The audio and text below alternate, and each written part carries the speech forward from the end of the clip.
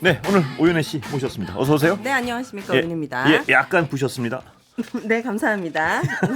예. 주말에 너무 잘 보내가지고 좀 예. 부었습니다. 예. 자, 피드백 타임 이어가 봅니다. 2592번님으로 번님께서 권순표 앵커님 염색하셨네요. 근사하십니다. 하지만 뉴스는 답답합니다. 네. 염색하셨나요? 아니 저는 염색 태어나서 한 번도 안 했습니다. 아, 그래요? 예. 그럼 염색을 좀 하셨으면 그 좋겠다는 얘기인가요? 바람인가?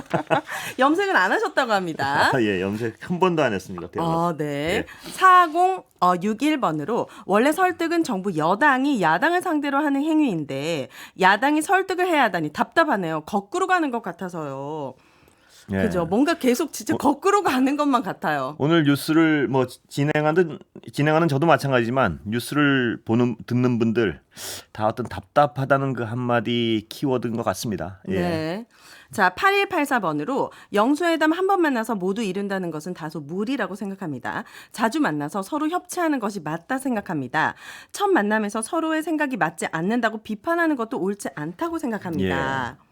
진짜 이번 만남을 계기로 좀 자주 만나서 소통하면은 다른 모습을 기대할 수도 있지 않을까라는 국민들도 계시니까요. 예, 그럼요. 그래 그렇게라도 되면 얼마나 좋겠습니까? 근데 첫 만남에 너무 어떤 꼼짝도 안 하는 모습을 보니까 두 번째 만나서 꼼짝을 할까 뭐 이런 어떤 그 답답함이 있는 거죠. 그럼 네. 자꾸 만나서 듣는 신용만 하고 말하는 신용만 하면 뭐 결과가 없이. 그러면 더 답답하지 않을까 싶은 우려도 있고요. 예, 네. 그렇습니다. 자, 6409번으로 종종 만나자는 얘기는 가능하면 서로 보지 맙시다라는 얘기입니다. 예. 이거 맞는 겁니까? 예. 아, 아니요.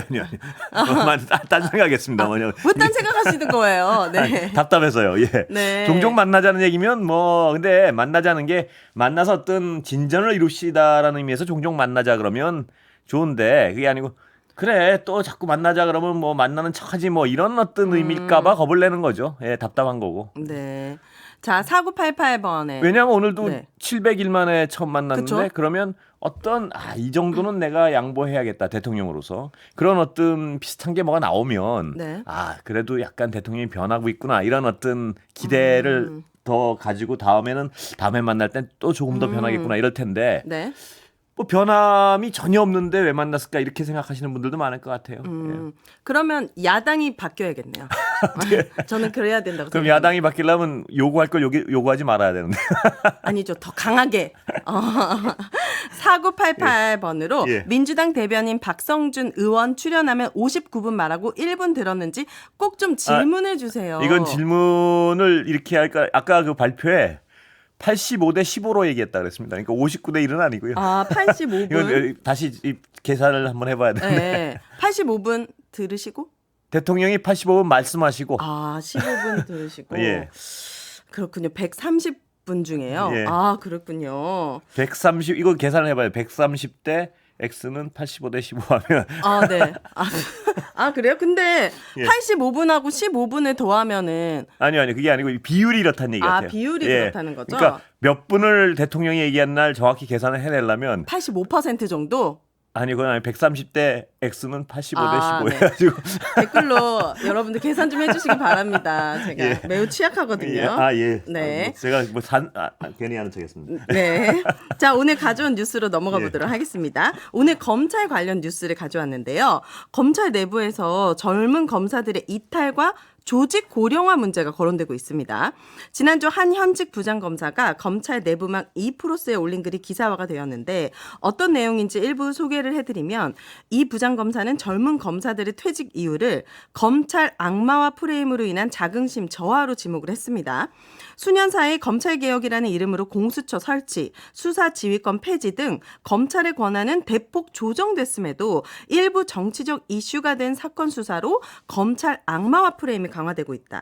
검찰 사건의 0.1%도 되지 않은 일부 정치적 사건에 관련된 분들이 검찰 해체를 주장한다면서 이거 너무 무리한 거다라고 우려하는 글이 있었는데 예. 어떻게 보셨는지 궁금합니다. 저는 이 부장검사의 이 견해에 대해서 잘 이해할 수 없는 부분이 네. 그러니까 검찰 해체를 주장하는 0.1%의 일부 이게 검찰의 일부인지 하고는 외부의 일부인지 모르겠는데요. 네. 이 사람들이 검찰 악마 프레임을 만든다는 얘기 같은데 사실 저는 동의하는 부분 이분하고 동의하는 게 아니고 검찰에서 어떤 극소수의 정치 검찰, 뭐 특수통 중에 극소수의 정치 검찰을 제외하고는 굉장히 고되게 노동하면서 정말 범인 잡고 뭐 형사부 같은 분들 그렇다고 저는 믿고 있고 그렇게 알고 있습니다. 그러니까 상당수 검사들이 그렇게 하고 있다는 맞는데 네.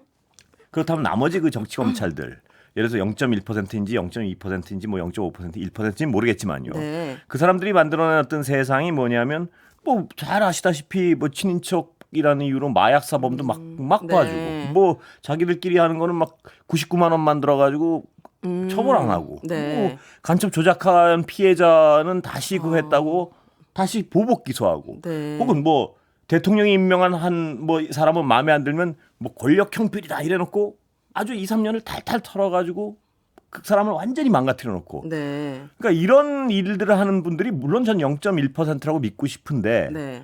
그 0.1%가 검찰을 악마화시킨 것이지 그 옆에서 그거 이 어떤 이런 상황을 가지고 비판하는 사람들이 악마화시킨 건 아니죠. 그러면 네, 그죠. 이런 어떤 상황을 개선하기 위해서는 그 0.1%의 그런 일을 하는 사람들이 그런 일을 못하도록 제도화시키는 것이 검찰을 정상화시키는 것이지. 네. 검찰을 악마화 프레임 하지 말라고 그 검찰을 비판하는 사람들 욕하는 게 그게 정상적인 해법일까는 저는 근원적인 의문이 있어요. 맞습니다. 예. 저도 그 소수의 검사들이 부패했다고 하더라도 그들이 갖고 있는 그 엄청난 거대한 권력으로 인해서 그 피해자들은 조직이든 한 사람의 인생이든 아예 송두리째 그래서요. 바뀌어지는 거잖아요. 그런 부분 때문에 검찰이 어떤 다른 자기 일을 하는 그 대다수의 검찰들이 같이 욕을 먹는 상황이고 그렇다면 검찰을 정상화하기 위해서 또 젊은 검찰들이 자부를 가지기 하기 위해서는 그런 일들을 못하게 제도화를 먼저 해야겠죠. 그게 사람의 선의에 기대기는 어려운 거니까요. 맞습니다. 그 제도화를 하기 위해서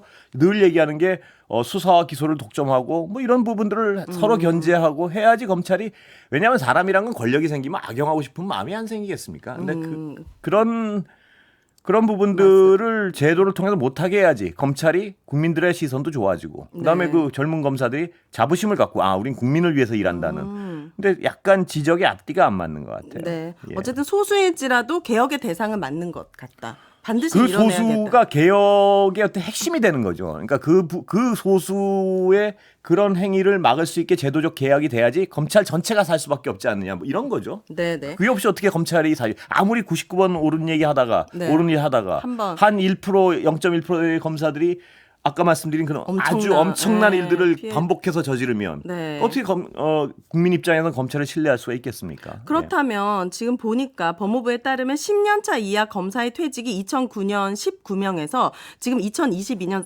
41명 굉장히 급증한 건 맞는 예. 것 같거든요. 이건 팩트겠죠? 이건 통계 자료니까. 네, 법무부에서 낸 통계 자료니까요. 그러면 검찰 악마화 프레임 때문에 이렇게 젊은 검사들이 그만두고 있는 건지. 모르죠. 이분이 얘기한 거 하여튼 근데 검찰에 대한 자부가 옛날보다 떨어졌기 때문에 그런 거 아니겠냐는 추정은 하는 것이겠죠. 그 부분에서는 이분하고 저하고 어떤 분석은 똑같을 수 있어요. 네. 검찰이 옛날에 검찰이 안 그랬다는 게 아니고 요새는 검찰의 어떤 그 일부의 검찰들의 행위가 실체가 드러났기 때문에 국민들이 알게 된 게 있겠죠. 네. 근데 하여튼 이러다 보니까 젊은 검사들로서는 검사들이 왜 떠난다. 내가 여기 있지 이 고생을 하면서 또 검사들 월급 자체는 그렇게 많지는 않고 공무원 월급이거든요. 네. 그러다 보니까 굳이 내가 왜 이욕을 먹으면서 이런 젊은 검사들이 있겠죠. 뭐 네. 당연히 모르겠습니다만 통계로는 예. 네. 검사 정권을 외친 조국 혁신당이나 야권 인사 다수가 국회에 입성했는데 이번에는 정말 검찰 개혁이 이루어질 수 있을지 그렇게 간절히 믿는 거죠, 뭐.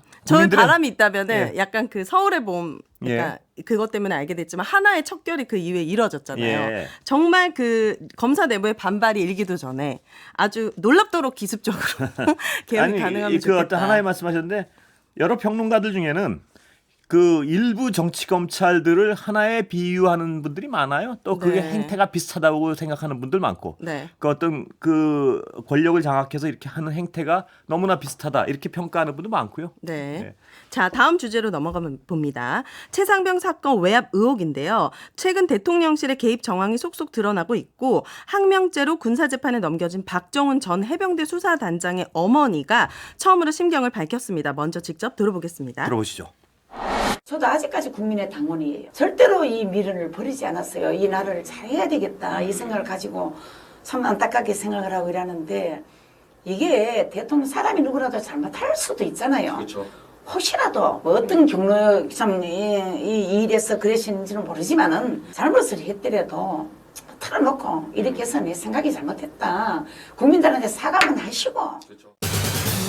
어머님이 말씀을 굉장히 잘하시네요. 네, 그리고 이게 되게 좀 상식적인 국민들의 예. 마음인 것 같아요. 그러니까요. 대통령이 진심으로 사과하고 잘못됐다고 말씀해 주시고 이거를 바로 잡으려는 모습을 보여주시면 우리 국민들이 마음이 차갑게 돌아서겠습니까? 그렇습니다. 그리고 저는 이 어머님 말씀 중에 기억에 남는 부분이 네, 제가 그 여당 당원이라 그러셨나요? 네, 당원. 네, 네.